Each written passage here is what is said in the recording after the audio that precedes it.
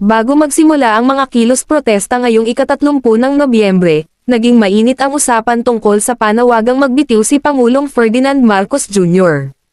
Gayunpaman, hindi sumasang-ayon si dating Senate President Franklin Drilon sa ideyang ito. Ayon sa kanya, hindi ito ang tamang direksyon ng diskurso sa ngayon.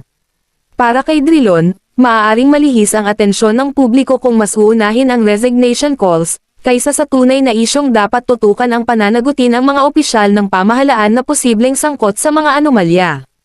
Binanggit niya na mas makabubuti kung ay lalaan ang lakas sa mabilis at independent na investigasyon sa mga alegasyon ng korupsyon. Para sa kanya, mahalagang hindi malamangan ng emosyon o politika ang proseso ng paghahanap ng katotohanan. Naniniwala si Drilon na ang pagtiyak sa transparency at integridad sa serbisyo publiko ay mas makabuluhang hakbang para sa bansa kaysa sa patuloy na panawagan ng pagbibitiw ng Pangulo.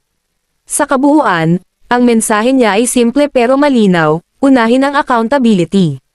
Aniya, kung mayroong nagkasala, dapat silang mapanagot sa batas, at dito dapat nakatuon ang sigasig ng sambayanan. Sa ganitong paraan, tunay na maisusulong ang mabuting pamamahala at tiwala ng publiko.